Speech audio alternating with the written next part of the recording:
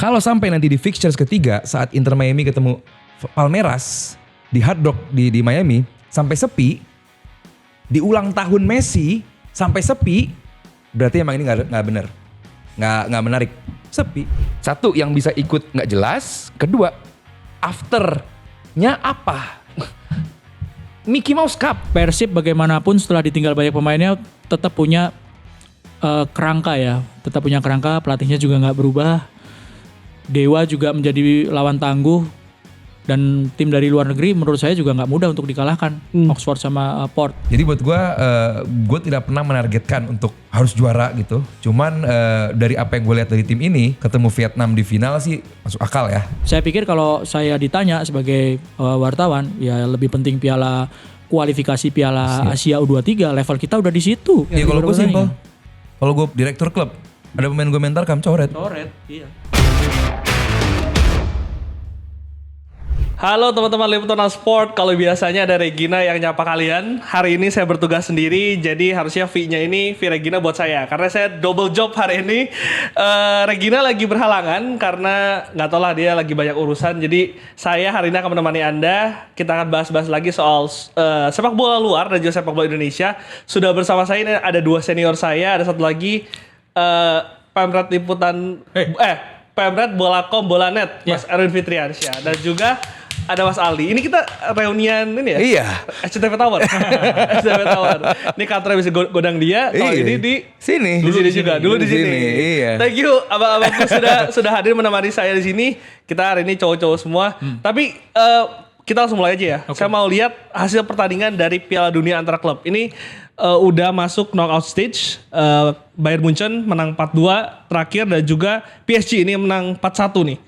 Secara overall dulu, Bang Ali, melihat FIFA World Cup Club, apa yang Anda rasakan dari turnamen ini? Buang-buang waktu, liga nggak penting, friendly yang terlalu diglorify, bikin capek pemain, gak ada sisi positifnya untuk yang Eropa-Eropa. Mungkin bagi yang Amerika Latin atau Brazil khususnya, yang mereka baru menyelesaikan liganya itu di bulan Desember. Mereka kan berjalan dari Maret sampai Desember. Mungkin mereka punya banyak waktu untuk mempersiapkan ini, dan juga dijadikan bener momen untuk mereka menunjukkan bahwa hey, kita nggak jauh kalah kalau dibandingkan Eropa gitu. Dan terbukti beberapa klub khususnya dari Brazil juga cukup impresif sejauh ini di FIFA World Cup. FIFA Club World Cup. Cuman ya seperti yang dikatakan oleh Jurgen Klopp ya, bahwa kalau lu tahu bola, lu tahu bagaimana improve pemain, terus juga development pemain, ini hal yang sangat-sangat harus dihindari. Karena ini benar-benar kontraproduktif dari development player gitu, di mana pemain tuh butuh waktu untuk keluarga, untuk dirinya sendiri, berlibur. Karena after long season pemain itu butuh apa ya? Butuh waktu untuk mereka bersama keluarga gitu, butuh waktu untuk mereka menenangkan diri, hiburan itu mereka penting, dan itu perlu sekali untuk bagaimana development, bagaimana itu recovery, itu bagian dari itu semua, dan dipaksakan dengan hal ini ya buat gue nggak penting gitu. Bahkan penyelenggara atau si broadcasternya pun bukan dari aplikasi FIFA kan, dari DAZN. Artinya kalau emang setahu gue seluruh seluruh match yang under FIFA itu biasa FIFA tuh di aplikasinya itu paling tidak menayangkan. Kecuali World Cup ya, jelas World Cup dunia gitu mereka emang pasti lempar.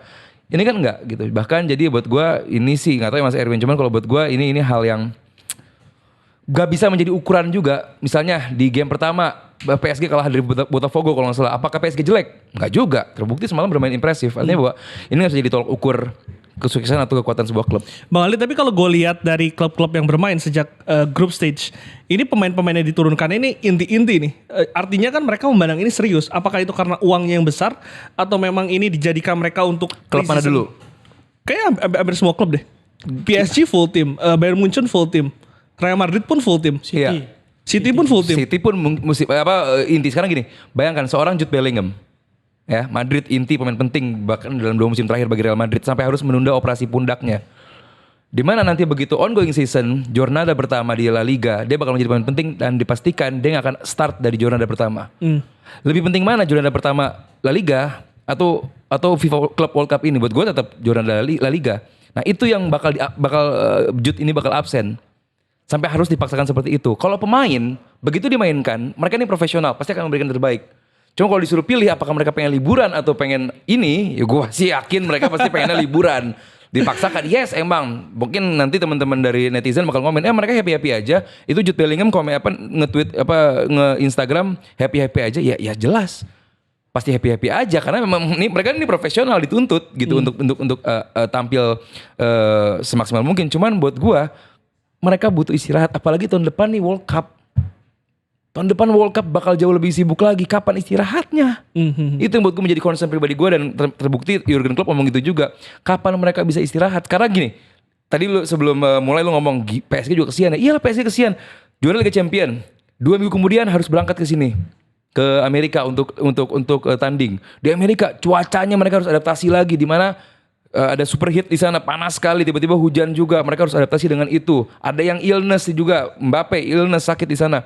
Artinya memang mereka nggak cuma adaptasi dengan jam atau menit bermain yang juga sangat suffering, mereka juga harus adaptasi dengan cuaca yang juga tidak bersahabat buat mereka. Enzo Maresca kemarin sempat mengatakan, Mas Erwin, ketika ada 7-8 pertandingan ditunda, berarti ini mungkin lokasi ini tidak cocok untuk olahraga ini. Itu disampaikan oleh Enzo Maresca. Bagaimana Mas Erwin melihat pro kontra dari Piala Dunia antar klub ini? Ya, saya gini. Nanti saya diundang lagi pas Regina ya. Gitu loh. Aku suka nih request. Kenapa request? Gin, lo dicariin Gin.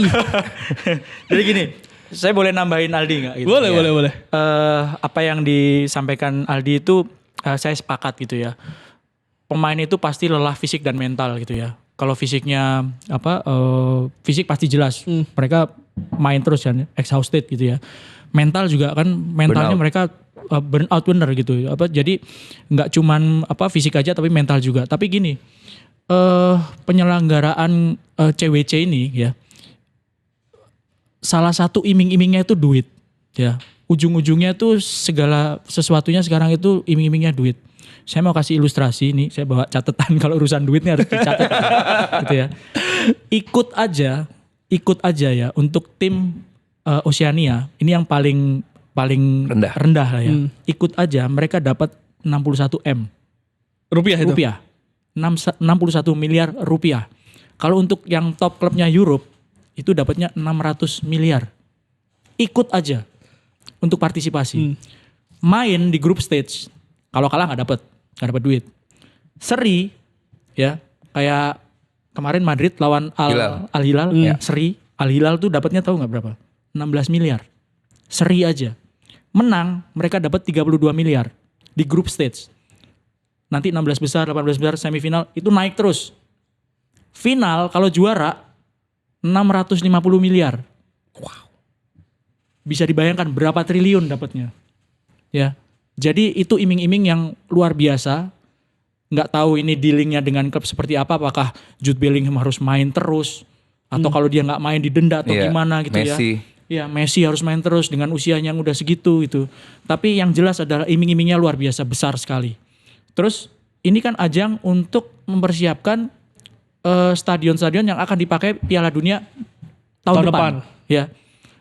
Dulu ada Tournoi de France. Ya 97 itu ya. Tendangan bebasnya Roberto Carlos itu yang keinget kepala pasti kan. Konfederasi juga. Ya, Piala Konfederasi dari tahun 98 sampai 2002. Ya. Nah, sekarang formatnya seperti ini gitu. Jadi ini memang test case ya. Stadionnya kalau nggak salah nih yang di Amerika ini yang dipakai sekarang ya, CWC ini 11 ya, apa 12 gitu ya. Nantinya yang dipakai di World Cup itu 6 atau 5. Atlanta, New York, Philadelphia, Seattle, Miami, LA yang dipakai di World Cup. Ini juga dipakai di Club World Cup. Ya, yang tahun depan 5 ini, tapi yang sekarang ada 11 atau 12 saya lupa. Ada Houston, ada Boston gitu ya yang nggak dipakai di. Nah, kembali ke pertanyaannya Enzo Maresca, ke pernyataannya Enzo Maresca tadi, apakah ini cocok apa enggak? Ya ini test case-nya. Kalau misalnya di LA atau di New York ternyata panas, overheat atau di Seattle, mungkin akan dipindahin ke tempat lain yang dinilai lebih cocok.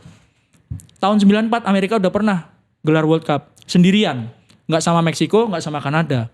Dan bisa tengah hari bolong itu pas Roberto Baggio gagal penalti itu matahari pas lagi panas-panasnya gitu. Manteng-manteng. Tahun 94 Glenn kelas umur berapa? Belum lahir. Aku 4 tahun. Aku Udah mas, kalau mas. Udah, cukup. Empat Mas, lanjut. Sampai situ aja, sampai Mas, situ lanjut. aja. jadi memang tantangannya seperti itu ya, panasnya seperti itu ya. Meksiko 86 sudah pernah Piala Dunia juga. Dan kalau digelarnya di situ itu panasnya pasti akan menjadi sebuah tantangan tersendiri. Dan ya itu tadi Enzo Maresca sudah mengeluh gitu ya. Ada yang ditunda karena cuaca atau segala macam ya. Amerika tuh kan luas, ujung sini sama ujung sini kan cuacanya bisa ekstrim berbeda. Bener. Atau yang bawah sama atas gitu ya, cuacanya bisa ekstrim berbeda. Mungkin ini akan jadi test case. Memang test case-nya di Club World Cup ini gitu. Artinya kan ini Amerika sebagai penyelenggara ini kan positifnya tadi Mas Erwin sudah katakan ini test case. Tapi kan dari point of view pemain ini apa ya kurang oke lah, kurang ideal lah untuk turnamen ini. Jadi kalau secara helikopter view lebih menguntungkan atau banyak merugikan? Menguntungkan untuk finansial Iya, klub. buat pemain merugikan. Yes, buat pemain jelas merugikan. Kalaupun emang ini tadi, gue juga setuju sama Mas Erwin. Kalau emang ini test case untuk penyelenggaraan, bisa U23 yang main. Walaupun emang nggak menjual, paling nggak untuk tujuan utamanya test case. Tapi enggak, lebih dari test case, ini emang mereka nyari duit. FIFA kalau bukan World Cup apa lagi? World Cup perempuan, event besar, cuman secara income. Terus kelompok usia, event besar, cuman secara income kan Kurang. Iya. nggak nampol gitu loh. Nah mereka butuh jatah dong, masa UEFA terus sih yang dapat income gede gitu kan. Mereka juga butuh panggung nih FIFA nih gitu. Dan sekarang lah ini dijadikan oleh FIFA untuk ajang 4 tahunan sekali ini. Kayak dulu Piala Konfederasi berapa sih yang ikut? Iya. Ya kan 8 paling. Iya. Dulu waktu turnamen itu 4 cuman. Makanya. Tapi kalau Konfederasi gue ingetnya mendiang Mark Vivianfu tuh. Kan di situ tuh aduh. Cuman ya 8 tim gitu kan, tadi 4. Ya dikit gitu loh. Ini kan benar-benar global event gitu loh. Global event dan 32 tim kalau nggak salah. Dan gue gak ngerti gitu maksudnya kenapa 4 tahun terakhir yang ikut nih. Mereka koefisien dalam 4 tahun terakhir gitu. Padahal kalau contoh nih MLS yang juara kan bukan timnya Messi. Betul. Philadelphia atau apa gitu yang lain. Terus juga Bahkan Liverpool juga nggak ikutan. Exactly. Barcelona nggak ikut juga. Karena kan koefisien dalam 4 tahun terakhir. Kenapa 4 tahun terakhir? Gitu. Terus juga namanya turnamen resmi. Kalau misalnya di game terakhir ada pemain yang kena kartu kuning, dia harus bisa bermain. Terus di next gamenya apa? Kan kalau ini enggak. Kayak tadi pagi pemainnya backnya Inter Miami ada yang kena kartu kuning. Next match. Next matchnya apa? Apakah dia nggak boleh main di negara karena ini sesama ajang FIFA? Kan nggak juga. Satu yang bisa ikut nggak jelas. Kedua afternya apa gitu loh. Apakah abis ini nanti juaranya gimana? Mickey Mouse Cup. Ini namanya Mickey Mouse Cup tuh ini gitu loh. Mas, tapi kalau misalnya kita bandingkan ini kayak lu ingat European Super League? Nah ini versi klubnya. Ini versi globalnya. Bukan European. Ini global. Global Super League ini namanya. Mas, tapi kalau lu bandingkan dengan sistem yang lama. Sistem yang lama juga kan ketika juara-juara konfederasi ini dipertemukan kan juga kurang seru kan sebetulnya. Tapi melihat persaingannya dengan turnamen ini, apakah lebih better? Gini, kalau dari kacamata penonton pasti beda. Kacamata penonton, gua, Mas Erwin, lu off season pengen lihat dong Messi main, pengen lihat dong Haaland main, pengen lihat Mbappe main. Kacamata penonton ditonton. Tapi kalau kita kacamata, misalnya Mas Erwin berkali-kali lah beliau dekat dengan asosiasi pemain dan lain-lain, pasti tahu bahwa ini nggak sehat buat pemain gitu. Nggak usah yang di luar negeri, yang Indonesia pun pasti juga mereka butuh waktu untuk berlibur, istirahat, untuk recovery body gitu loh. Dan off season diutamakan untuk penyembuhan dong, karena La Liga musim depan juga contohnya dari kick off jornada pertama itu pasti Madrid contohnya udah pengen ngegas langsung gitu, dan dengan absennya Bellingham tentu akan merugikan juga buat mereka gitu. Walaupun ya pasti bakal dijawab juga, Madrid nggak cuma Bellingham, bisa yang lain-lain juga, cuman kan beda ya gitu loh. Mungkin tadi gue setuju juga, apakah dengan adanya Bellingham dimainkan ada tambahan yang didapatkan oleh klub gitu. Karena kan tadi seperti yang dijelaskan sama Mas Irin juga, tim Oceania sama tim Eropa beda karena dalam klausulnya itu tuh ada tim yang lebih terkenal lebih gede duitnya.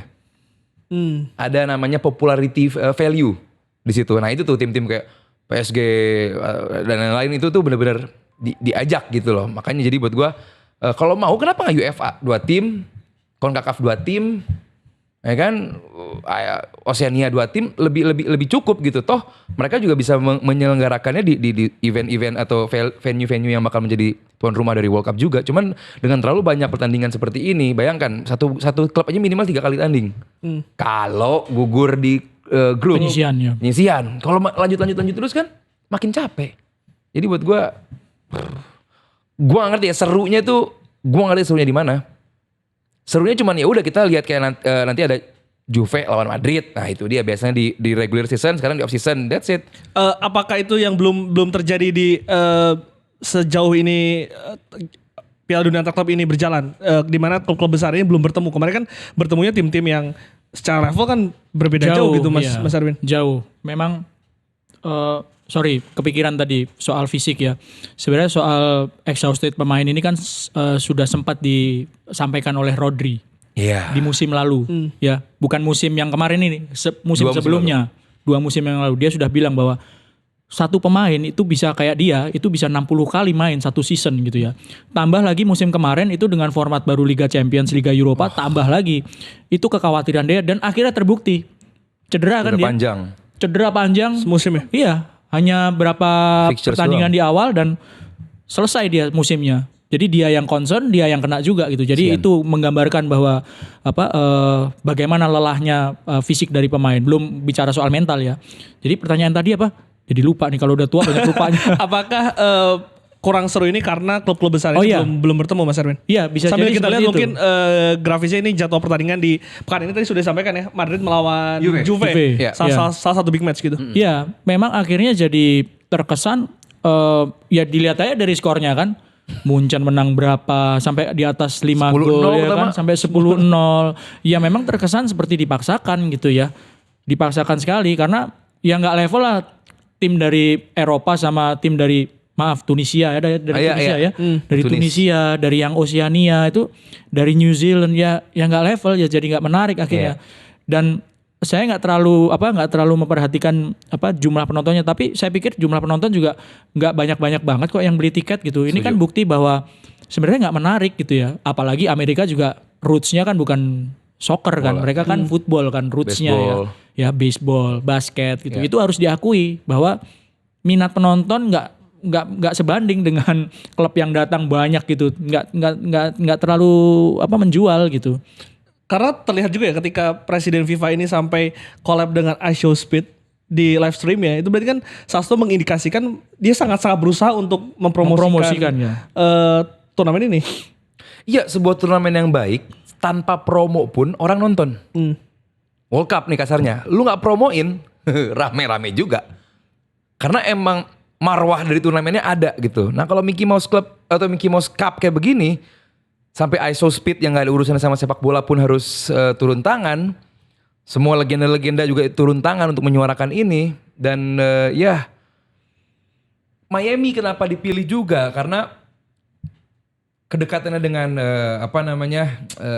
orang-orang Hispanic di Miami yang dekat banget dengan Meksiko, Puerto Rico, Kuba di situ juga, berbahasa Spanyol juga. Mungkin itu yang membuat orang Miami nonton gitu loh. Orang-orang Miami yang punya keturunan Hispanic atau orang emang Hispanic sekalian di Miami gitu. Gue gak ngerti apakah orang Amerikanya sendiri pun minat gitu. Karena gini, hipotesa gue adalah minggu lalu waktu gue bicara di tempat lain. Kalau sampai nanti di fixtures ketiga saat Inter Miami ketemu Palmeiras di Hard Rock di Miami sampai sepi, di ulang tahun Messi sampai sepi, berarti emang ini nggak benar, nggak menarik, sepi. Bayangin di hari ulang tahun Messi bermain di kandang di game yang lo harus menang untuk lolos, sepi. Tapi bukannya artinya bukan nggak yang menjual banget. Stadion luar biasa.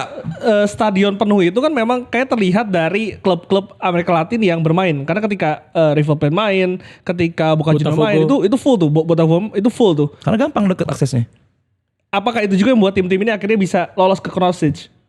Kalau River Plate bukan yang nggak lolos? Satu, tapi kan ada 4 tim Brazil. 4 Brazil semua. Iya. Botafogo, Fluminense. Itu kan secara jarak tuh deket tuh.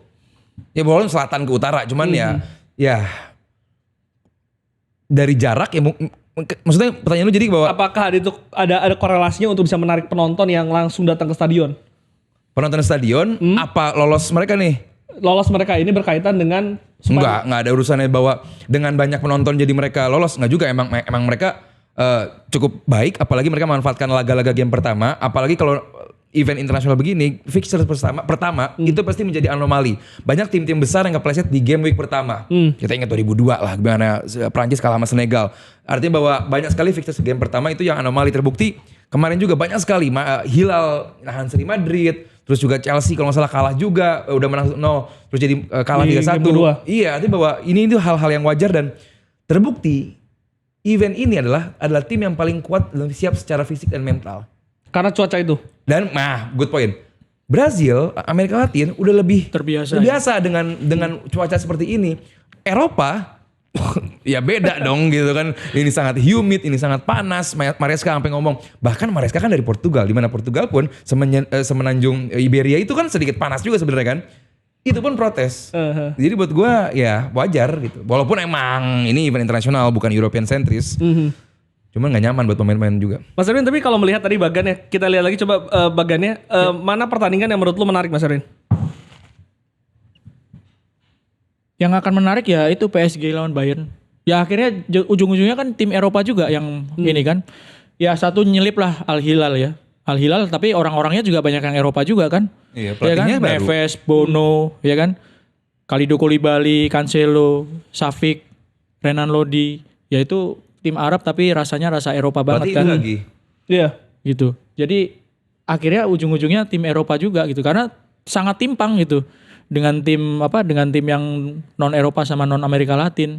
Dan di weekend ini kan ada Madrid dan Juve yang akan bertemu. Ini debut dua pelatih. Igor Tudor mungkin baru permanen, baru kontrak panjangnya musim ini. Dan ada Xavi Alonso. Melihat pertandingan ini dua debutan di Piala Dunia Antar Klub, Madrid dan Juve. Kalau saya ngomongnya Madrid boleh ya. Ini kan Juve cocok. Oh ini udah baju ya, udah jersey-nya. Paling atas di lemari tadi aku ambil. Madrid itu yang bikin penasaran ya pelatihnya baru, terus pemain-pemainnya kan banyak yang baru juga gitu ya. Banyak pemain baru. Dan di beberapa pertandingan kemarin kan pemain barunya itu banyak dipasang sebagai starter ya. Dean Huijsen itu dari Bournemouth ya. Tim yang bukan tim raksasa di Inggris tapi pemainnya diambil Madrid dan dijadiin starter kemarin. Dan cukup menarik karena pelatihnya baru, gayanya seperti apa ini kan yang dari pelatih yang sudah sangat senior gitu ya ke pelatih generasi baru dari Don Carlo ke Xabi Alonso. Menarik sekali sih kalau menurut saya ya. Dan di 3 pertandingan kemarin tuh yang dimainin jadi striker kan Gonzalo ya. Gonzalo Garcia. Ini pemain muda. Apakah dia hanya sekedar pramusim seperti sekarang? Apa mau diproyeksikan jadi andalan juga di musim depan? Ini yang menarik untuk ditunggu. Tapi secara taktik dengan Ancelotti ada yang berubah jauh nggak? Karena kan kalau kita lihat Liverpool ketika slot masuk tidak banyak merubah gaya permainan dari Jurgen Klopp. Bahkan pemainnya pun juga tidak dikutak-atik banyak gitu. Nah sedangkan Xabi Alonso? Secara formasi kemarin sempat main 3-4-3 ya. Habis itu 4-3-3. 4-3-3-nya itu juga ada satu gelandang bertahannya gitu. Ada 4-3-3 yang Bellingham jadi pemain di belakang striker, tapi ada satu lagi yang Bellinghamnya nggak dimainkan di situ. Tapi ada satu holding midfielder yang di belakangnya gitu. Jadi 4-3-3-nya Xabi ini dicoba kemarin juga bukan 4-3-3 yang sama gitu. Dia juga main 3-4-3 gitu. Tapi yang jelas pemain kayak yang baru seperti Huijsen itu dimainin jadi starter terus gitu. Jadi secara formasi mungkin ada perubahan gitu ya. Ada variasi dan secara komposisi pemain juga lebih banyak, lebih kaya juga gitu. Sama kayak Manchester City gitu, lebih banyak lagi pemain yang baru kan. Dan Huijsen itu katanya ex Juventus ya? Ya, Juventus, Roma. Kalau kita bicara Madrid ya, dan gua pun tetap enggan pengen menilai Madrid dari performa mereka di CWC ini. Kalau gua jadi Xabi Alonso, gua memilih untuk gak ikut. Karena apa? Ini tim baru gua. Dan gue butuh waktu lama untuk menginfiltrasi apa yang ada di kepala gue. Walaupun gue gak akan mengimplementasikan apa yang gue lakukan di Leverkusen ke Madrid. Cuman bukannya bagus ya ketika lu dapat jam terbang untuk bisa mengimplementasikan itu, mempraktekkan itu. Kalau lu udah pernah ketemu tim lu dulu, oke ini kan langsung. Lu butuh ketemu tim reserve dulu untuk persahabatan intern. Terus juga ini kan langsung berangkat ke Miami, dituntut untuk juara pula. That's why di game week pertama, game week kedua dia pakai 4-3-3. Di game week ketiga dia baru pakai 3-5-2. Ternyata bisa. Chouameni bersama Huijsen dan juga Rudiger di belakang. Iya, cuma ini bisa di belakang loh. Iya, di mulu dia Jadi emang back tengah. gokil. Di tengah. Empatnya Bellingham sama Guler. Orang bertanya, terus siapa original 3-5-2. Valverde, Guler sama Bellingham. Jarak Valverde sama si Chouameni ini fluid banget. Kadang-kadang sejajar, Chouameni naik jadi 4 back. Trent sama si Fran Garcia mundur. Kadang kalau lagi menyerang juga, ini sangat amat tinggi semua. Huijsen dan Rudiger main lebar, justru yang jadi stopper Chouameni. Sangat amat fluid. Yang jadi masalah mungkin adalah pemain-pemain yang kayak Vini, Rodrigo. Tapi kalau si Gonzalo tadi ini muda dan berbahaya gitu. Gue gak ngerti ya, dia bakal saingan sama Endrick kah nanti.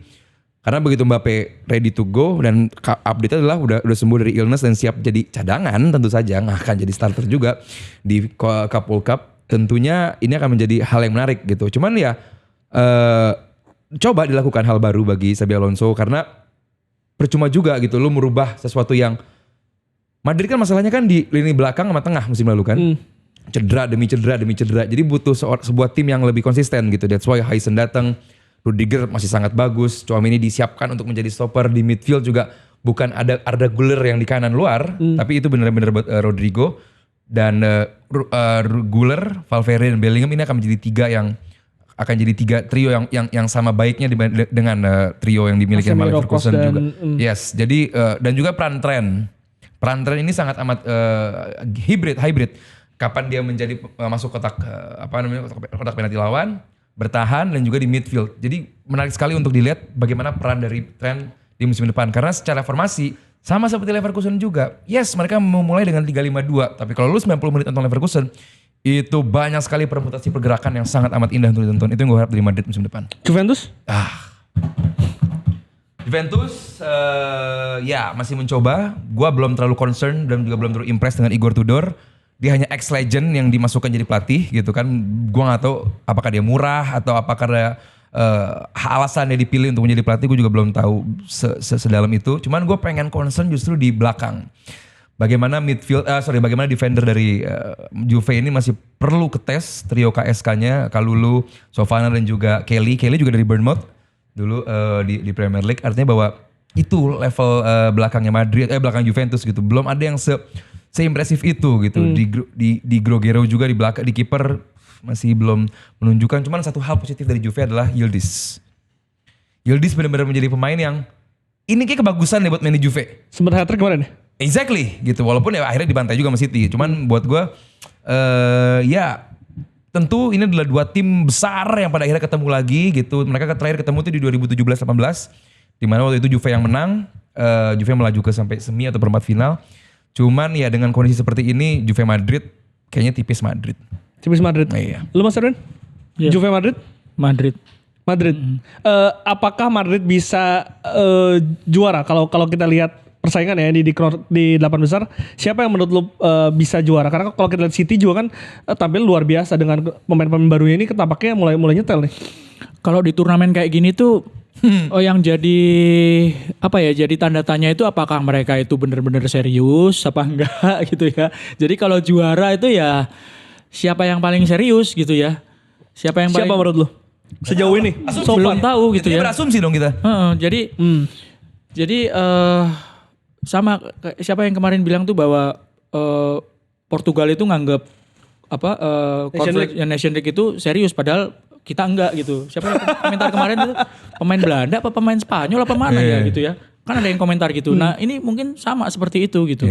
Apakah mereka serius atau enggak gitu kan. Oke lah sama-sama tim besar gitu. Tapi kan belum tentu mereka sama-sama benar-benar 100%. Lain kalau UCL pasti serius semua gitu. Tapi saya pikir ya pasti tim-tim yang seperti PSG yang pemainnya banyak gitu ya. Pemainnya banyak dan mereka cukup siap ya. Gak terlalu banyak bongkar pasang pemain gitu.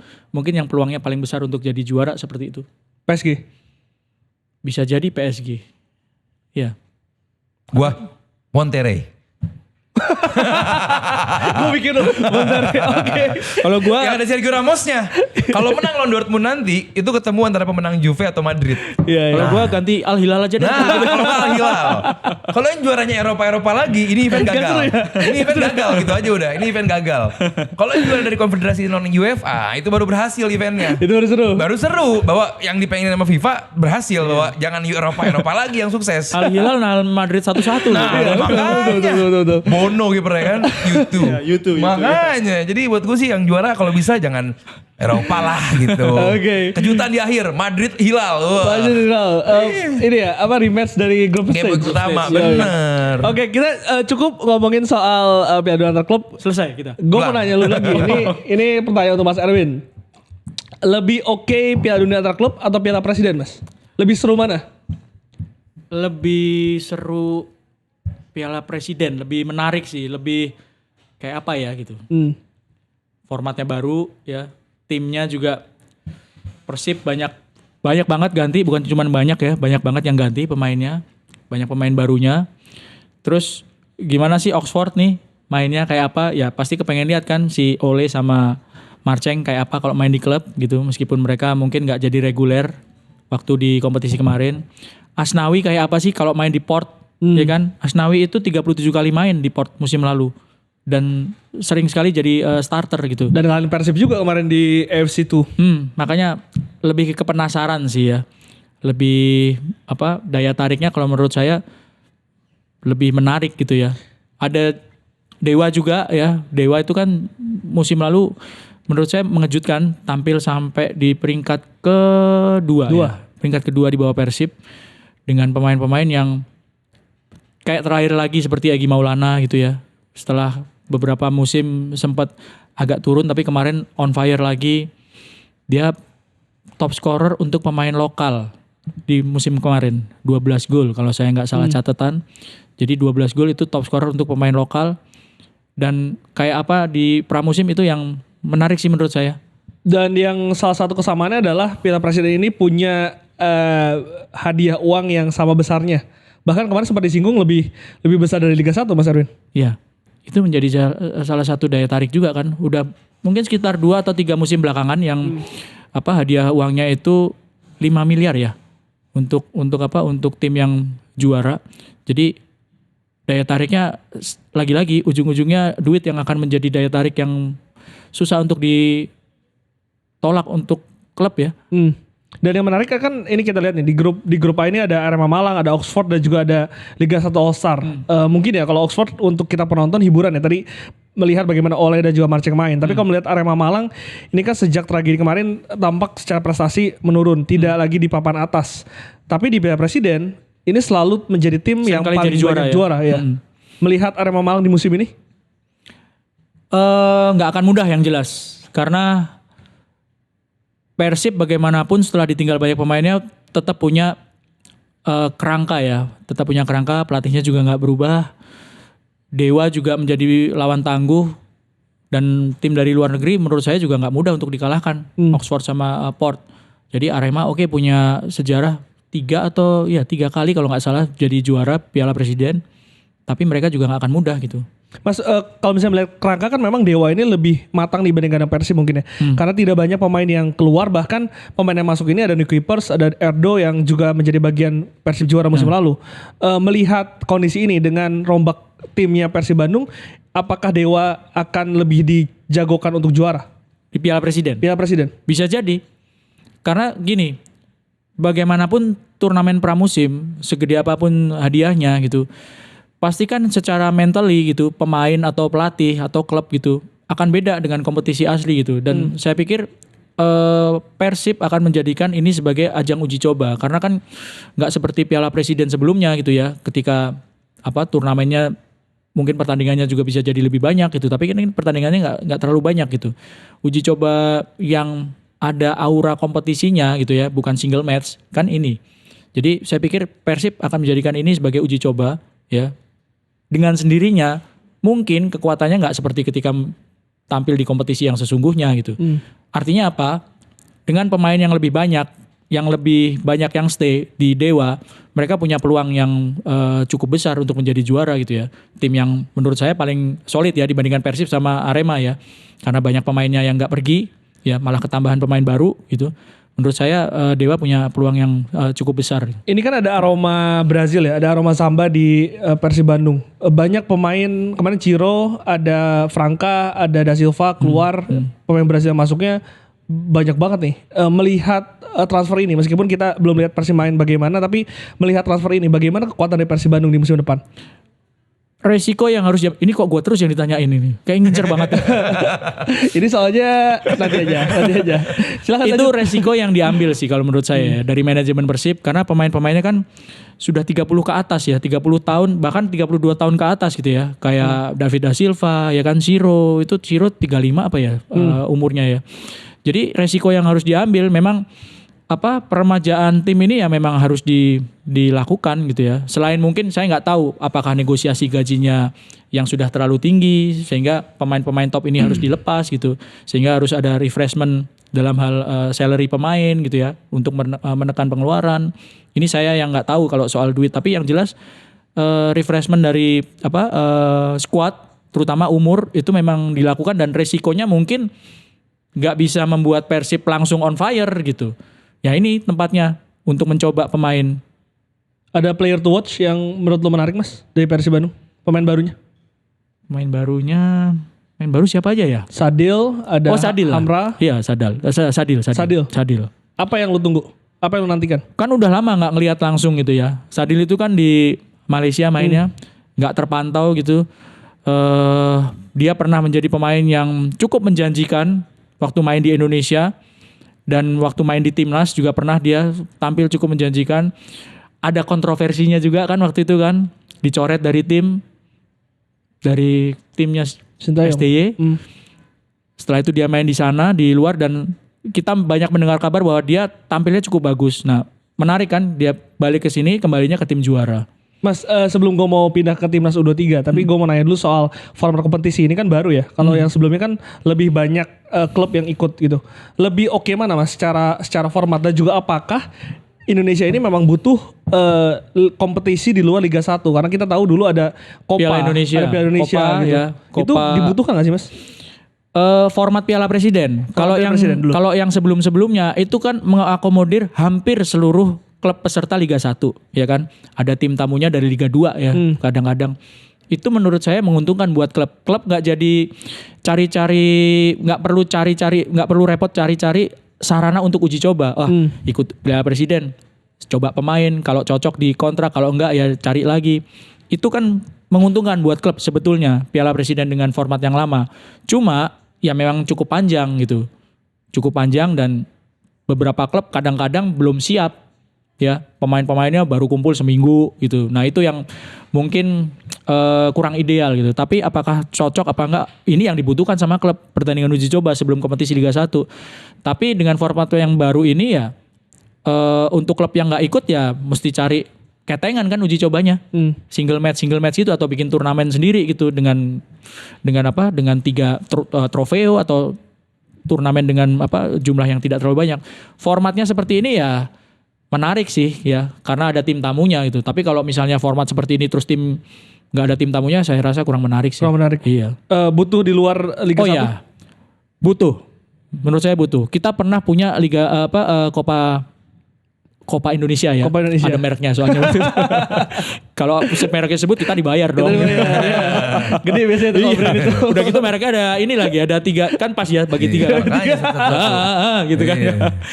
Jadi perlu ya, Piala Indonesia tuh perlu supaya jam terbang untuk pemain-pemain yang biasa jadi reserve itu juga bisa main di situ, bisa mentas di situ gitu ya. Jadi nggak pemain-pemain yang itu-itu aja. Sama memberi kesempatan klub di level bawah, divisi Liga 2, Liga 3 itu juga bisa berkompetisi gitu. Kan formatnya seperti itu gitu. One for all for one ya. Bahasa Jawanya seperti itu mungkin ya. Dan pernah kok dilakukan Piala Indonesia itu beberapa musim gitu. Tapi kan nggak konsisten ya? Iya, cuman kendalanya kan jadwal. Ya kan? Jadwalnya tuh jadwal Liga padat, ada jadwal Timnas, ada jadwal Timnasnya senior, Timnasnya U23 juga ada gitu.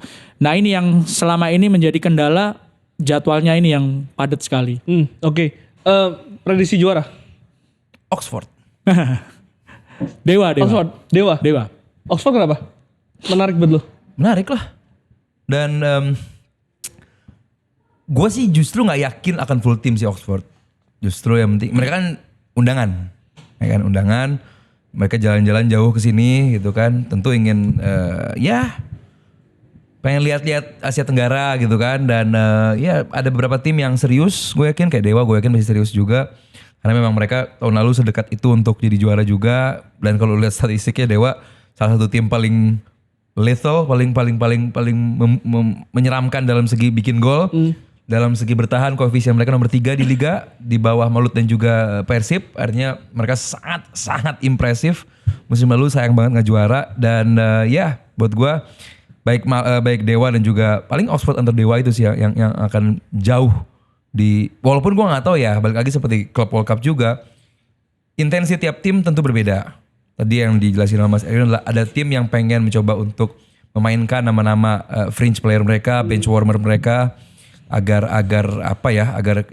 siap gitu karena begitu mulai liga ada beberapa pelatih yang sulit untuk memainkan pemain-pemain pengganti gitu. Maksudnya kayak udah aja gue punya winning team sebisa mungkin ini aja gitu. Ada beberapa pelatih yang punya pola pikir seperti itu. Wajar, nggak masalah. Cuman event-event seperti ini adalah mencoba untuk memainkan nama-nama yang menjadi fringe player atau pemain yang jadi bench warmer. Gue sih gitu aja. Dan yang menarik adalah 50.000 tiketnya nih. Bahkan all kategori itu memang sengaja dilakukan agar masyarakat ini juga tertarik datang ke stadion. Bisa jadi, karena kalau kemahalan kan juga orang pasti pikir-pikir hari gini bro, kalau kemahalan siapa yang mau nonton turnamen uji coba lagi kan ya. Bahkan untuk tim yang seperti banyak supporternya seperti Persib, saya pikir juga mereka juga udah mulai selektif nih ya di turnamen uji coba seperti sekarang. Dewa juga supporternya nggak terlalu banyak. Arema kalau mau datang juga kan jauh, mainnya kan di Jakarta sama di Bandung. Iya di Bandung. Jadi cukup jauh kecuali kalau masuk final gitu ya. Ada menariknya gitu kalau masuk final. Tapi kalau untuk pertandingan babak penyisihan dengan tiket 50.000 pun juga PR juga gitu kan. Belum tentu orang mau datang gitu. Dengan nonton di TV. Karena ini agenda dari lokal sendiri kan cukup banyak ya. Minggu depan Piala Presiden, lalu juga kita akan disajikan di tengah bulan Juli ada timnas U23 yang akan bermain di AFF. Yeah. Bang Ali kalau kita lihat ini 28 pemain. Kemarin kan 30 pemain dipanggil, 2 dicoret, kiper. Ada 28 sekarang melihat pemain-pemain ini secara komposisi dulu. Apa yang ingin diambil oleh Gerald Vandenberg? Apa yang coba pengen diambil oleh Gerald adalah tidak merubah tim secara masif. Kalau lu lihat materi pemainnya nggak jauh beda dengan tim sebelumnya gitu. Jadi emang pengen menjaga kontinuitas dari yang sebelumnya gitu. That's why Gerald melihat nama-nama yang mungkin tidak akan banyak berubah dari pelatih sebelumnya. Di belakang juga nama seperti Ferrari yang kemarin Pak Erik juga kaget dia masih ada di situ. Karena kita butuh Ferrari, kita butuh pengalamannya di umur 22 tahun. Dia udah bolak-balik di berbagai kelompok umur. Pernah juga di senior, 7 caps kalau gak salah. Di senior dan di liga juga reguler. Dan gue rasa dengan adanya Ferrari di belakang, gue rasa juga tetap akan menjadi booster yang baik juga. Kiper juga kita udah juga cukup bagus. Di tengah oke, di back kiri kita ada Donitri. Artinya bahwa ini tim yang udah cukup solid, udah tim yang cukup bagus. The problem masih sama, kemampuan kita goal getting. Itu kenapa ada Jens Raven di situ yang akhirnya promosi. Itu dia, makanya gue senang ada Jens Raven di situ. Mungkin baik Gerald juga melihat yang sama bahwa komposisi penyerang kita bagus di atas kertas. Detan dengan kreativitasnya. Hoki yang musim ini gue harus bilang dia berapa? 2 gol, 3 gol dari 27 laga di PSS. Arjuna tuh lumayan loh di Bali musim ini. Ya, oke. Apa bakal jadi starter di timnas? Belum tentu karena ini debut dia juga. Makanya. Jadi buat gue wajar pemain yang bagus dipilih menjadi timnas. Yang Slaven, Detan, Altaf dan juga Hoki gue rasa akan menjadi 4 yang menjadi bergonta-ganti untuk dicoba dimainkan oleh Gerald. Diharapkan nama-nama 3 di bawah yaitu Dion, Arjuna dan juga Wadil juga tidak kalah melewatkan event ini untuk menunjukkan yang terbaik gitu. Karena dari segi komposisi lawan, gue sih pede. Gue cukup pede kita bisa melangkah jauh. Bahkan juara. Sebelum kita ke sana, tapi gue mau tanya lu Mas Erwin, ini kan solid, sudah sering bermain, bahkan ini mungkin fondasi tim Dari yang U20. U20 dan juga kemarin bermain di AFF Senior. Ya. Secara jam terbang pengalaman ini sudah lumayan tinggi nih Mas Erwin. Ya, ada pemain-pemain yang memang bisa dijadikan kerangka berdasarkan pengalaman mereka ya. Jam terbang mereka ketika main di U20, lalu juga kalaupun belum dipakai di tim senior, tapi mereka sempat latihan bareng sama tim senior seperti Ferrari ya. Ini pemain-pemain yang menurut saya bisa menjadi kerangka tim ya. Dan hoki juga kan ya, hoki juga beberapa kali masuk di tim senior meskipun belum dipakai, belum jadi starter, dan kalaupun main juga lebih banyak PR-nya gitu ya. Termasuk ketika diserang sama netizen gitu. Jadi saya pikir ini pembuktian juga untuk pemain-pemain yang seperti Hoki ini gitu. Hoki itu kalau menurut saya potensial gitu. Dia punya pengalaman untuk berlatih di Eropa kok. Waktu itu sama Garuda Select ya. Aldi kan waktu itu di sana ya. Jadi waktu di Garuda Select juga menurut saya banyak ilmu yang didapatkan Hoki gitu. Bagaimana aplikasinya ini yang belum ketemu menurut saya di ajang ini, dan karena memang pemain-pemainnya itu juga sudah cukup lama bermain beberapa kali bersama. Mereka juga punya jam terbang di kompetisi. Ya pemain seperti Raihan Hanan kan banyak ini jam terbang di kompetisi kan di Persija. Lalu Kadek Donitri, Arel ya kan, Donitri. Arkan juga di tengah Arema. Arkan di Arema itu kan jadi starter. Terus siapa lagi? Robi Darwis, Kakang. Itu kan di tim juara loh, mereka dapat menit bermain di tengah pemain-pemain seperti Ciro ya kan, Franka. Itu kan nggak mudah untuk dapat menit main. Jadi saya pikir ini tim yang cukup menjanjikan, tapi memang perlu pembuktian di ajang Piala AFF U23. Apalagi mereka kan juga diproyeksikan untuk ke kualifikasi Piala Asia U23 ya kan. Jadi ajang yang tepat dan ya mudah-mudahan bisa sukses. Cuman kan gini, Van den Burg itu rekam jejak kepelatihannya kan terus terang kurang meyakinkan, ya kan.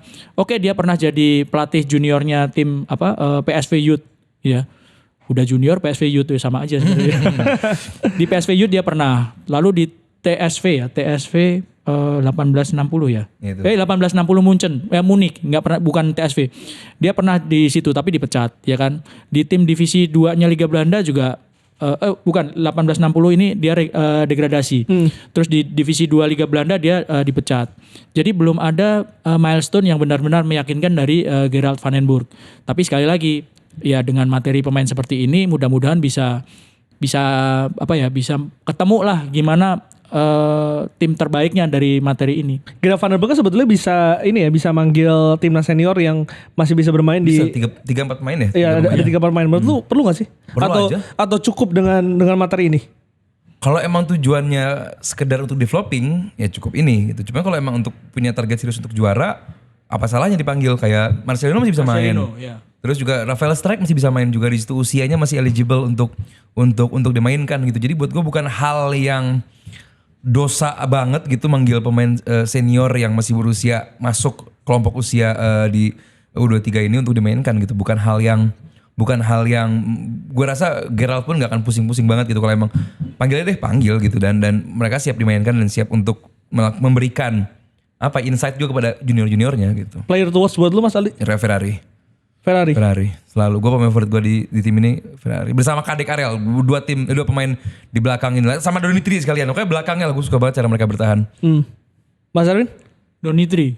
Ya. Kenapa Donitri? Donitri itu cukup matang menurut saya di usianya seperti dia, dan dia bisa bermain di lebih dari satu posisi. Ya, dia bisa main di gelandang, bisa main di sebelah kiri atau kanan. Back sayap kiri atau back sayap kanan dia bisa gitu ya. Cukup menjanjikan sih, dan sekali lagi Persija itu tim yang banyak diisi pemain muda termasuk Donitri sama Rehan, dan cukup improve ya. Akhirnya bisa nyumbangin pemain ke timnas kan akhirnya. Donitri itu kalau saingan di senior lumayan berat juga itu di kiri. Oh iya. Ada banyak banget pemain Verdong, Shane. Iya. Shane aja gak dapat tempat kalau Verdong fit. Dean James bahkan juga baru gitu. Iya. Nah tapi kalau lu lihat secara tim gitu, apa kekuatannya dari tim ini selain dari pengalaman dan jam terbang? Kalau Gerald kan baru, gue belum lihat apakah ini bakal sama seperti pelatih sebelumnya cara sepak bolanya. gue pengen lihat dulu gimana mereka bermain gitu loh. That's why ini kan disebut menjadi ajang pemanasan gitu kan. Ya udah, jadi kita lihat dulu aja lah gitu. Apakah mereka akan sama bermain lebih laid back ke belakang, lalu sekali 2 kali melakukan serangan. Apakah mereka punya cara untuk saat mereka deadlock punya 3-4 opsi dari bandingan plan A. Apakah peran Datan di wing juga akan semasif itu. Bagaimana pemain yang tadinya belum improve jadi improve. Masih banyak pertanyaan-pertanyaan dari kita yang belum terjawab di tim kepelatihan yang baru ini. Jadi that's why gue masih pengen wait and see dengan Gerald untuk apa yang bisa dia kontribusikan di tim ini gitu. Ada nama nggak yang disesali yang mungkin harusnya dipanggil tapi tidak dipanggil? Enggak. Memang ini the best team ya? Iya, orang Gen saja akhirnya dipanggil gitu ya. Meskipun nggak mudah loh untuk pemain yang berapa dia 19 kali ya. 19. 19 untuk main di level yang mungkin setahun atau 2 tahun di atasnya dia kan nanti di kompetisi ini kan. Karena kalau di usia seperti itu kan perbedaan 1 tahun atau 2 tahun aja bisa cukup signifikan gitu ya. Bagaimana penampilan di lapangan. Apalagi kalau misalnya jam terbangnya ternyata juga kalah dibandingkan dengan pemain yang lebih matang gitu. Dan yang selain pemain ya, yang bikin gue excited adalah dari staf kepelatihan. Ada Om Simon dan juga Zulkifli Syukur. Simon bukan pelatih? Asisten pelatih. Jadi asisten pelatih sekarang? Jadi asisten pelatih di timnas U23. Itu bagaimana lu melihat 2 sosok ini untuk bisa membantu Graaf Vandenberg? Buat gue scout pelatih gitu loh. Jadi ilmunya beda gitu. Nah mungkin dengan adanya Om Simon di staf kepelatihan ya mungkin pengalaman dari Om Simon di Ajax di Belanda itu yang coba ditularkan gitu ya. Karena kalau emang kemampuan Om Simon untuk mencari pemain bertalenta kita nggak perlu debat lagi gitu karena udah berlusin-lusin mungkin pemain yang ditelurkan oleh Om Simon. Cuman kalau sebagai asisten coach bagaimana pendekatan sepak bolanya, terus juga ideal footballnya apa, gue belum melihat gitu sebelumnya seperti apa, track record dan lain-lain. Cuma dengan adanya nama besar dalam tanda kutip seperti Om Simon gitu kan, dia di Belanda masif loh.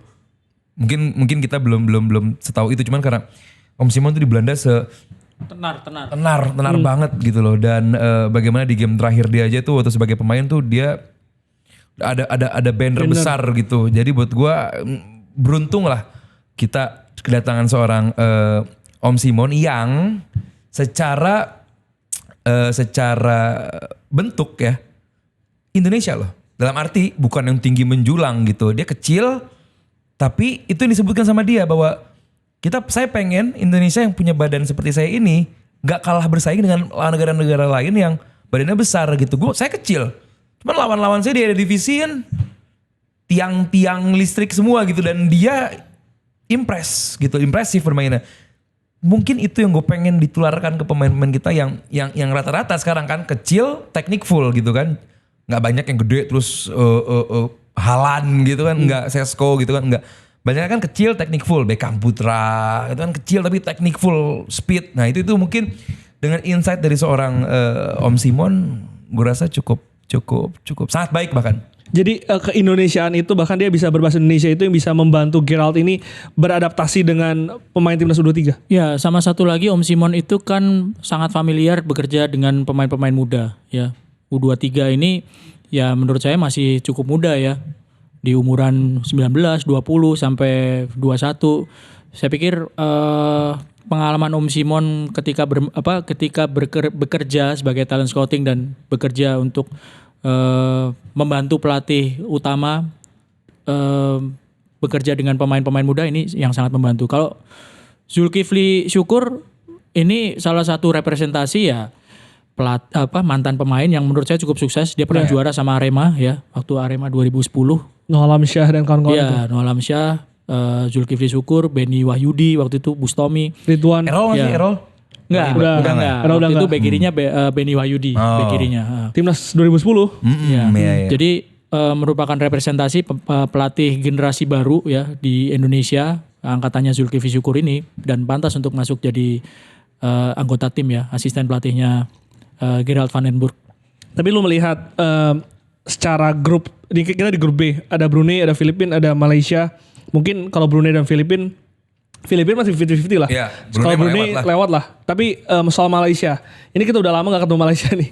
Setelah kita di Piala Dunia seniornya ini bermain sangat baik, kan jarang bertemu tim-tim AFF.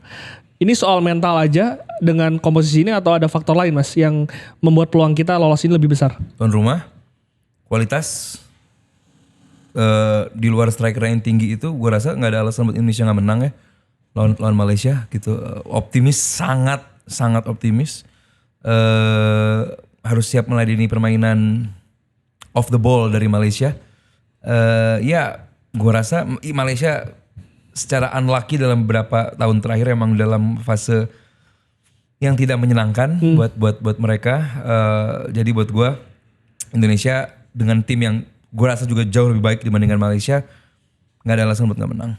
Nggak ada alasan buat nggak menang. Tapi kalau kita lihat di kompetisi secara whole-nya, siapa pesaing utamanya dari Indonesia? Vietnam. Masih Vietnam? Ya, Vietnam. Kalau Malaysia masih bisa lah Indonesia ya lolos ke semifinal dan menjadi juara grup lewatin Malaysia. Apalagi kalau mainnya di Indonesia kan. Vietnam saya pikir tim yang cukup tangguh. Karena kalau satu lagi tim apa? Thailand juga lagi limbung. Pelatihnya baru ganti, ya kan? Menjelang turnamen pelatihnya ganti karena kalah berapa? 5 kali atau 6 kali berturut-turut di pertandingan uji coba. Diganti itu pelatihnya dari Jepang kan. Diganti pelatih lokal. Jadi saya pikir Vietnam sih yang menjadi salah satu lawan yang berat ya di kompetisi ini. Akan peluang juaranya karena ini kemarin saya podcast sama manajer, targetnya juara. Oh, gue selalu kalau gue pribadi kelompok usia gue nggak pernah targetkan juara. Gak pernah target Nggak juara. pernah. Kenapa Mas? Bukan tujuan untuk juara kalau kelompok usia. Event ini Namanya kelompok U23. usia player development untuk tim nasional senior. That's it. Kalau gue pribadi. Karena sebutin negara mana yang menargetkan kelompok usianya untuk juara. Selalu untuk player development. Lamine Yamal tadi seperti disebutkan Mas Erwin, pemain yang bermain dalam beberapa kelompok usia di atas dia pasti spesial. Jens Raven, Lamine Yamal pun demikian. Di usia 15 dia main di U18. Di usia 18 dia main di senior. Pasti spesial. Tapi apakah di usia U15 saat dia main di U18 ditargetkan tim Spanyol untuk juara? Kan enggak juga gitu. Jadi bahwa namanya kelompok kayak semalam kalau nonton Euro U21 yang Inggris kemarin menang menghadapi Jerman, apakah pemain-pemainnya ditargetkan untuk juara? Enggak. Pemain-pemain ini Harvey Elliott, Hutchinson dari Ipswich, itu pemain-pemain yang emang disiapkan untuk masuk ke senior. Itu namanya football pyramid. Jadi bahwa disiapkan untuk makin atas. Kalau emang dari kelompok usia aja udah dibebankan dengan target juara, nggak semua pemain siap. Nggak semua pemain siap secara mental gitu. Biarkan mereka berkembang, biarkan mereka tahu cara berkompetisi gitu loh. Kalau usia kan kalau dari segi kepelatihan kan dari umur 8 sampai 13 itu kan teknik dasar. 13 sampai 15 sampai 17 itu kan tim. Baru di usia 23 atau 21 itu baru berkompetisi. Nah, di usia 21 23 ini adalah ya lu berkompetisi gitu. Saat lu siap masuk senior, saat lu itulah juara gitu loh. Jadi buat gue tidak pernah menargetkan untuk harus juara gitu. Cuman dari apa yang gue lihat dari tim ini, ketemu Vietnam di final sih masuk akal ya. Gitu loh. Jadi juara itu bonus buat lo? Juara sangat selalu bonus. Mas ini kan U23 ya, tim-timnya juga sudah beberapa kali dipanggil tim nasional. Setuju dengan Mas Ali, juara itu bukan target? Peluang juara itu ada, tapi kan sekali lagi apakah harus jadi juara di ajang ini? Apakah kita mengincar kesuksesannya lolos ke putaran final Piala Asia U23 kan yang harus dipikirkan dan yang diseriusin itu gitu. Kalau untuk level AFF U23 terus SEA Games yang juga U23, apakah kita mau habis-habisan di situ? Ya kan? Kan prioritasnya harus ada gitu. Oke, penting juga gitu, tapi apakah menjadi prioritas pertama? Saya pikir kalau saya ditanya sebagai wartawan, ya lebih penting kualifikasi Piala Asia U23, level kita udah di situ. Yes. Iya kan? Di U23 Piala Asia U23 kemarin Korea kalah, Yordan kalah, ya kan? Kita masuk semifinal ya? Iya. Semifinal. Semifinal. Iya, Nyaris Olimpiade gitu. Kalah lawan Uzbek. Yang pemain Uzbeknya sekarang udah ada di Manchester City. Iya kan? Jadi level kita kalau mau merujuk ke kejuaraan terakhir ya ada di level Asia. Tapi lu ngeliat di Asia sendiri gimana Mas? Dengan kita kan segrup dengan Korea Selatan, ada Makau dan juga Laos ya kalau nggak salah ya. Ya Laos. Persaingannya akan seperti apa? Karena ini kan cuma juara grup yang diambil dan 4 runner-up terbaik. Kita sudah ada di level itu? Realistis saja gitu ya. Dengan track record dengan pembinaan Korea ada di atas Indonesia, Korea Selatan ada di atas Indonesia. Oke, kita menang di Piala Asia U23 lawan Korea waktu itu kan, lewat adu penalti. Yeah. Tapi kan pemain-pemainnya lain. Nggak ada satupun mungkin ya pemain yang main di waktu itu terus udah main lagi di sekarang kan. Udah banyak yang ganti.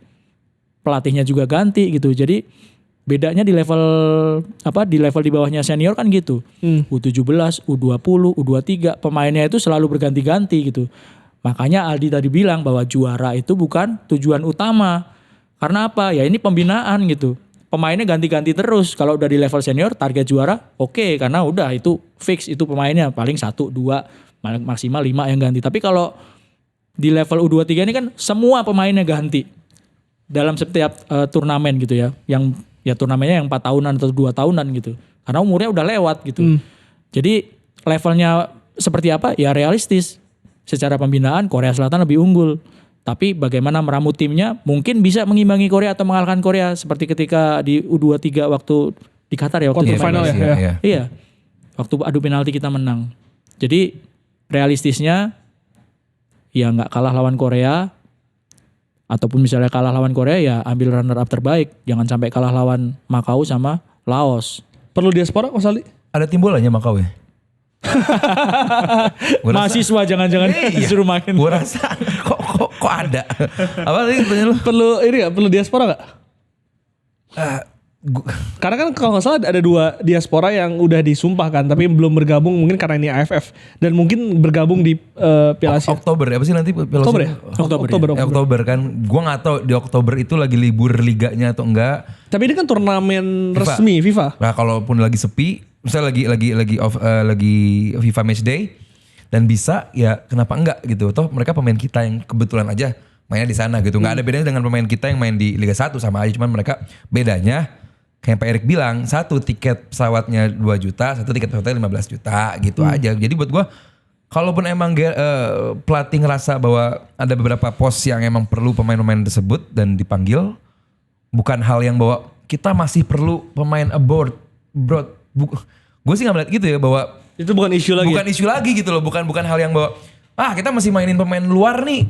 Men, itu kan pemain kita, cuma kebetulan main di Oxford, kebetulan main di mana gitu. Kalau ada pemain kita yang kebetulan main di Arsenal juga kan, who knows. Iya bener sih, setuju itu. Mas, sebelum gue mau pindah ke transfer, gue mau nanya Mas Erwin terakhir. Soal ini pemain timnas U23 kemarin viral di media sosial, bermain tarkam. Menurut lu gimana sih Mas soal tarkam ini? Ini PR yang ternyata belum selesai ya. Menurut saya sih memang gak pantas gitu ya untuk tetap bermain di tarkam gitu. Karena tarkam itu apa sih jaminannya kalau misalnya cedera? Itu. Iya kan? Yang ditakutin dari tarkam itu apa? Cedera. Kalau cedera apakah diurusin bener? Apa jaminannya? Gak sebanding sama resikonya gitu. Kalau pemain yang memang sadar bahwa dia hidup dari sepak bola, dia mau serius di sepak bola, ya sudah jangan main tarkam gitu ya. Urusan uang atau segala macam, kalau cedera bagaimana? Udah banyak contohnya kok. Gak sebanding ya dengan uang. Iya gak sebanding sama uangnya. Sayang. Apalagi masih umur 23 gitu. Sayang umurnya, sayang talentanya hanya untuk mendapatkan uang dari tarkam gitu ya. Sorry bukan mau mengecilkan arti uang gitu. Tapi gak sebanding gitu dengan apa yang sudah dirintis. Dia kan gak main bola setahun terus jadi jago, enggak kan. Dari kecil dia rintis karirnya itu. Kalau berakhir di tarkam apalagi kalau misalnya dia levelnya sudah tim nasional gitu. Udah di level tim nasional masih main tarkam. Aduh sayang banget, kecuali kalau memang pemain udah pensiun gitu kan. Yeah. Lain masalah, memang dia kan juga digaji sama klub. Ada jaminan juga harusnya dari klub kalau dia cedera ketika bermain di ajang yang sebenarnya gitu. Tapi kalau main tarkam, klub juga mana mau jamin gitu kalau cedera. Tapi itu belasan puluhan juta loh satu pertandingan yang gue denger. Ya bisa jadi. kali berapa pertandingan gitu. Kali berapa Iya. pertandingan? Ya kalau gue berapa simpel. Kalau gue direktur klub, ada pemain gue mentar kam coret. Coret, iya. Iyalah lu nggak respect sama, bukannya mau jahat ya, pemain tuh aset klub. Namanya aset itu nggak selalu bagus, apalagi ini manusia. Lu punya teknik bagus, tapi saat lu mood lagi jelek bisa main jelek, oke? Bayangkan mood lu jelek, fisik lu rusak, gitu loh. Nggak mentarkam aja, konsistensi permainan tuh ada, konsistensi kebugaran tuh ada. Ditambah dengan main tarkam begini. Kalau gue simpel, pemain yang main di tarkam coret sama timnas, Tapi sama klub. kalau alasannya untuk menjaga kebugaran di off season seperti ini, Alasan ngawur. Alasan macam apa kayak begitu? Apakah klub gini? Ronaldo Messi. Ya, gue langsung ke Ronaldo Messi. Gak perlu lagi bahas soal talentanya. Oke? Tapi dua nama ini selalu gue lihat di interview orang, terakhir gue lihat di interview Beckham. Messi pun gak ada pertandingan pun tetap jadi orang pertama masuk gym, orang terakhir masuk gym. Apa yang membuat pemain kita nggak punya mindset seperti itu? maksudnya ada cara lain untuk menjaga kebugaran itu selain main tarkam? Iya, sangat. Sangat. Dan gue yakin, masa iya sih kayak Mas Erwin bilang alasannya duit? Kan di klub dibayar. Ya mungkin secara Kurang. secara duit lumayan. Ya lu kali. main lebih bagus biar diincar sama klub lain yang bisa bayar lebih gede. Daripada lu main tarkam. Kalau gua, kenapa gua ngomongnya seketus ini? Karena orang-orang yang milih tarkam itu pemain bagus. Iya, ya makanya Sejatinya, gitu loh. Apa brandnya tuh Kalau emang timnas. dia pemain jelek, Iya. cedera deh. Kalau sayang soalnya ini pemain bagus, potensial. Yang gue lihat sendiri beberapa developing itu dari usia muda banget. Yang tadinya kurus sekarang udah bulky. Bagus banget. Lu ngapain? Jadi buat gue, klub punya harus, gue gak tahu ya Mas Ewi mungkin bisa menjelaskan aturan dari klub. Nah, itu atau juga PPI mungkin punya bisa mengintervensi bahwa hey, lu under kita gitu kan, bahwa lu nggak boleh melakukan hal ini gitu karena pemain profesional. gue pernah nanya ini apa yang harus dilakukan karena ini kan tadi ya sudah lama berjalan seperti ini ya. Apakah klub punya wewenang untuk itu, untuk melarang itu atau gimana sih? Karena ini udah viral di media sosial juga gitu. Harusnya punya lah. Harusnya punya. Apalagi kalau asetnya itu aset nasional, udah masuk ke tim nasional gitu. Ya tanggung jawab juga di pihak pemain bahwa dia dikontrak secara profesional gitu ya. Klub juga punya hak ya untuk melindungi, untuk menjaga supaya asetnya itu nggak cedera gitu. Ya kebayang aja gitu kalau misalnya lagi dikontrak gitu ya. Kontraknya misalnya 2 tahun gitu. Terus di pertengahan musim dia main tarkam terus cedera. Di musim berikutnya nggak bisa main, kan klub yang cedera. Klub yang rugi. Ya harusnya klub punya hak untuk melindungi asetnya dan pemain juga harus bertanggung jawab dengan pekerjaannya gitu. Oke. Mas Ali, bagian terakhir. Arsenal kayaknya week ini lumayan. Kenapa ketawa? Kenapa tiba-tiba ketawa? Arsenal kan. Ini dia dinanti-nantikan Gunner ini karena Striker datang Arsenal. Siapa here we go-nya striker? mana ada? Hah? Baru here we go, baru dinanti-nantikan. omong-omong doang. Tapi tampak ini mulai berjalan nih transfer dari Arsenal karena Zubimendi ini udah lama juga tapi belum resmi. Kepa udah here we go. Kepa udah here we go. 5 juta. Sesko katanya kemarin sudah ada pembicaraan. Lu kemarin Pembicaraan nge-DM gue ya? mulu. Lu kemarin nge-DM gue ya. Iya. Dan ini kita lihat juga terakhir Mascherano Mosquera. Indigo juga. Betul. Ada Norgard yang menggantikan partai yang tampaknya Iya. ini dilepas free agent ya. Melihat Iya. pergerakan dari Mikel Arteta dan juga Arsenal di pekan ini. Ya, ini sebagai fans dulu ya. Kalau sebagai fans nih kapan strikernya datang? Cuman kalau sebagai yang ngikutin Arsenal juga gue ini datengin Norgard ya logis. Karena Arsenal baru kehilangan Jorginho 33 tahun, Yes. Partey 32 tahun. Artinya emang butuh regenerasi walaupun nggak muda juga. Norgard ini 30 apa 31 gitu. Tapi dia di EPL proven di Brentford. Diminati tahun lalu diminati sama Tottenham 50 juta nggak dijual oleh Brentford karena emang ini pemain kapten juga di Brentford. Michael Frank tahu sekali mengeluarkan potensi terbaik dari Norgard. Dia pengalaman, dia tahu memegang ruang ganti. Jadi ya buat gua Norgard ke Brentford dari Brentford ke Arsenal ya cukup logis lah, cukup logis. Walaupun Arsenal jadinya minus kan karena Arsenal kan menjual Jorginho dan juga Partey free gitu kan. Arsenal harus bayar 10 juta. Cuman ya 10 juta buat Arsenal nothing lah gitu kan sebagai tim yang nomor 2 income paling besar musim lalu. Jadi buat gua ini hal yang wajar dilakukan oleh Arsenal. Mosquera juga bahwa Kiwior kurang ya, kayaknya kurang. Nggak juga justru Kiwior beberapa game week terakhir sebelum Jornada terakhir di game menghadapi Madrid game week terakhir cukup bagus gitu. Game di Liga Champions menghadapi Madrid cukup oke gitu walaupun ya emang di game menghadapi PSG kelihatan lah Kiwior kayak gimana. Cuman jujur gue belum begitu melihat profil Mosquera ini seperti apa gitu. Jadi tetaplah fokus utama fans Arsenal dan juga lawan-lawan dari fans Arsenal adalah striker. Siapa yang menurut lu, Sesko atau Gyökeres? Gue takutnya bukan dua-duanya. Subimendi di jadi striker. Gue takutnya Havertz lagi atau nyari di liga atau Prancis yang murah-murah atau Jerman yang murah-murah gitu loh. Jadi karena gini, Gyökeres bahkan update-nya lebih milih MU dibanding Arsenal. Sesko update-nya harganya dinaikin lagi sama RB.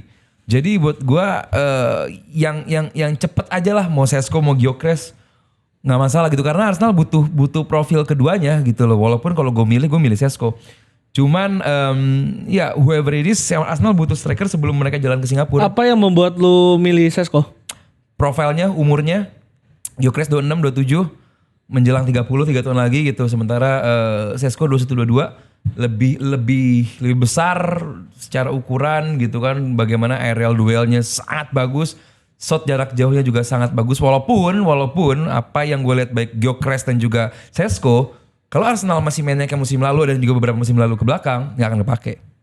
Kenapa gue bilang nggak kepake? Karena keduanya adalah orang yang sangat baik memanfaatkan space. Sementara Arsenal kalau lagi nyerang sampai Rosette dulu, utak-atik crossing. Ya lu nyari Jan Koller aja kalau gitu strikernya. Ya kan?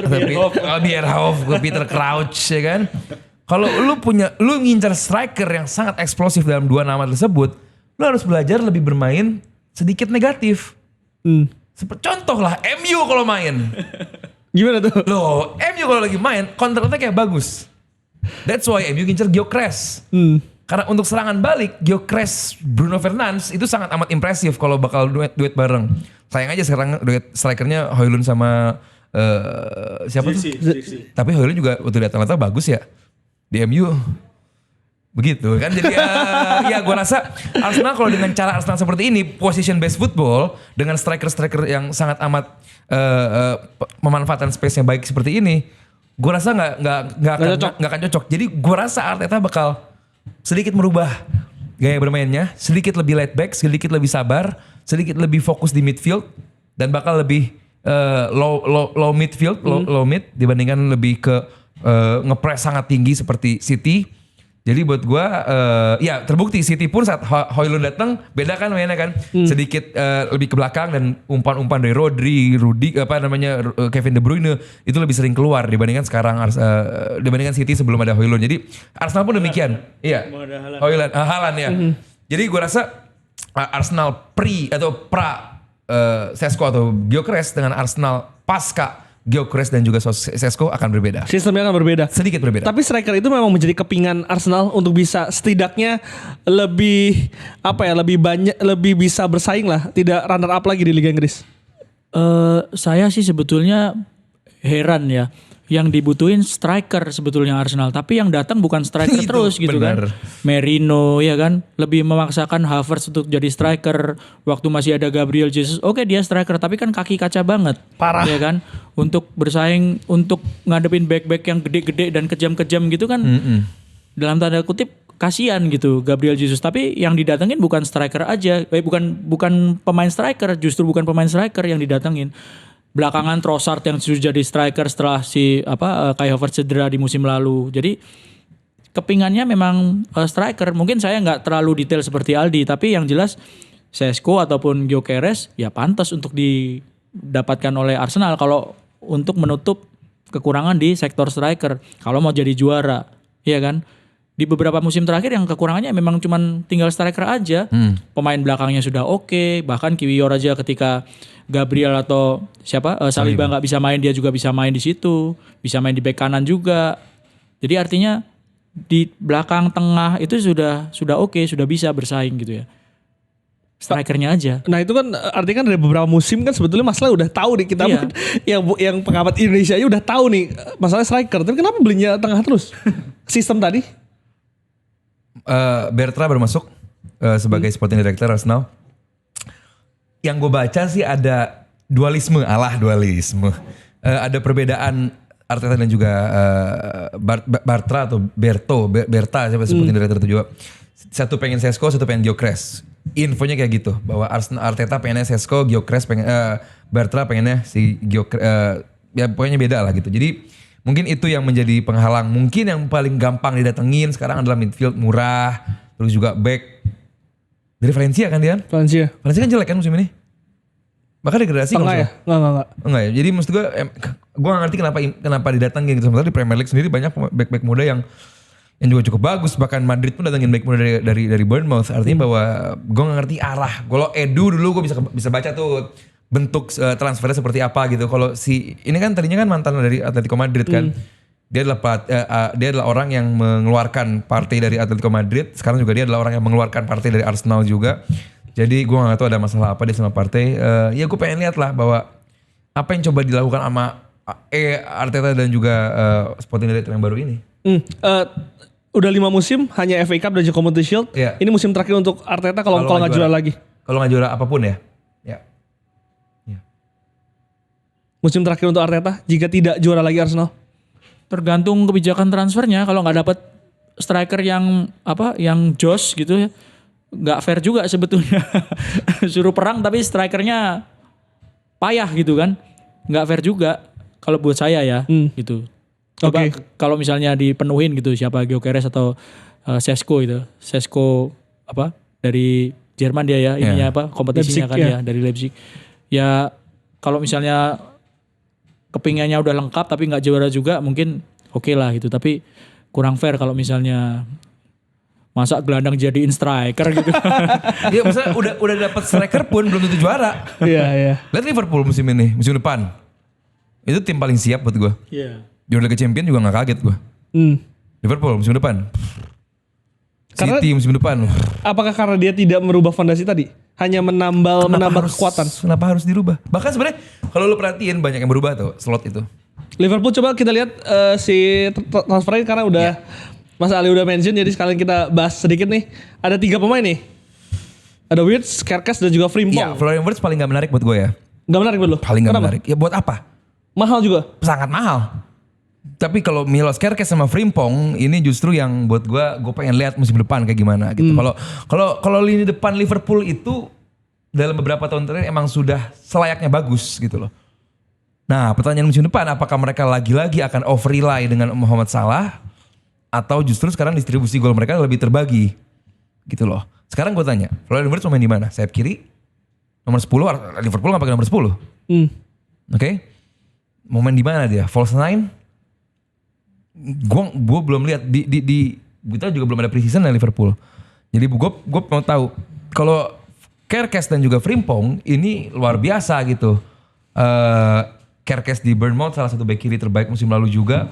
Emang pengganti yang tepat untuk Robertson dan juga siapa namanya itu si Tsimikas julukannya si Greekian Scouse dari Yunani. Ya itu 2 nama yang mungkin Robertson masih oke. Cuman dengan datangnya Kerkes ini lebih kencang. Gua gak kaget wing play Liverpool musim depan akan sangat amat menyeramkan karena Frimpong sendiri kalau nanti Salah lagi AFCON, gua nggak kaget ya lihat nih penonton liputan 6. Kalau nanti Salah lagi AFCON, Frimpong jadi sayap kanan. Make my word. Tambahan posisi itu.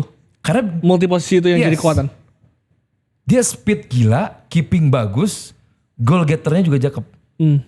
Jadi mungkin sekarang Liverpool nggak bingung-bingung lagi untuk siapa ya menggantikan kanan, mencari pemain lagi karena Karena di sana udah ada seorang Frimpong yang sangat amat mobile, masuk ke midfield juga bagus, crossingnya bagus, lengkap sekali. Florian Wirtz, yes, oke. Midfield bagus, cuman apakah dia pemain terbaik yang dibutuhkan Liverpool saat ini? Kalau dia menggantikan Modric atau Kroos di Madrid, gue rasa si Florian Wirtz. Cuman kalau di Liverpool, gue gak ngerti apa kebutuhannya Liverpool berani bayar 150 untuk Florian Wirtz. Gue belum tahu. Time will tell. Kita nantikan, Mas Erwin, siapa yang akan juara musim depan? Tadi Liverpool ya yang paling siap juga untuk musim depan. Oh, City juga. Oh, City juga? City juga. Tergantung bagaimana pemain-pemain City yang baru ini bisa ngeblend dengan cepat. Ya, pemain barunya nanti kan kayak revolusi juga kan, pemain-pemain muda yang gantiin kan ya. Ketika Kevin De Bruyne sudah pergi gitu ya. Rodri kemarin juga cedera, apakah dia bisa langsung tampil seperti ketika sebelum cedera gitu. Kan pemain-pemain yang datang kan seperti siapa? Marmoush, Nico Gonzalez, Ryan Cherky, Tijani Babangida, Tijani Reinders, ya kan? Terus ada Echeverry pernah main di Jis loh. Jis, iya. Echeverry. U17 ya? Iya. Jadi kalau pemain-pemain ya. Nwaneri pernah. Iya. Arsenal ya. Iya. Kalau misalnya pemain-pemain barunya City ini bisa ngeblend dengan cepat, bisa jadi contender juara juga gitu. Tadi Florian Wirtz tuh saya pengen komentar ini. Dia itu kan judulnya, pemainnya, posisinya apa sih? Kalau bahasa Jermannya Raumdeuter ya. Raumdeuter. Penafsir ya. Jadi dia tuh kayak, kalau buat saya kayak Thomas Muller gitu ya. Jadi antara gelandang atau striker dia bisa muncul di situ, bisa muncul di sayap gitu ya. Jadi yang menarik buat saya mau ditaruh di mana gitu. Si Florian Wirtz ini. Dengan berapa harganya? 150. 150 ya? 150 loh. Harga yang sangat mahal. Oke, Liverpool lagi banyak duit, tapi mau ditaruh mana sama Arne Slot gitu ya, di tengah skuad Liverpool yang kerangkanya udah jelas juara gitu kan. Dengan pemain-pemain yang ada sekarang, musim lalu nggak banyak belanja tapi bisa jadi juara gitu. Nah, dengan belanja segitu banyak, pemain Raumdeuter ini mau ditaruh di mana gitu. Itu yang kita nantikan ya. Dan kita nantikan juga ini akan pakai baju Arsenal atau enggak next episode kesini. Tergantung bajunya yang ditaruh paling atas yang mana. Iya. Dan udah beli striker belum? Belum striker belum. Namanya Gyökeres atau Sesko. Kita nantikan. Terima kasih Mas Ali, Mas Erwin sudah berbincang banyak. Teman-teman terima kasih banyak sudah nonton Liputan Sport Locker Room. Kita akan hadir setiap hari Senin pukul 7 malam di YouTube Liputan 6 dan juga jangan lupa nonton podcast Liputan Sport di hari Kamis pukul 7 malam. Saya Glenn Joshua, salam CTV.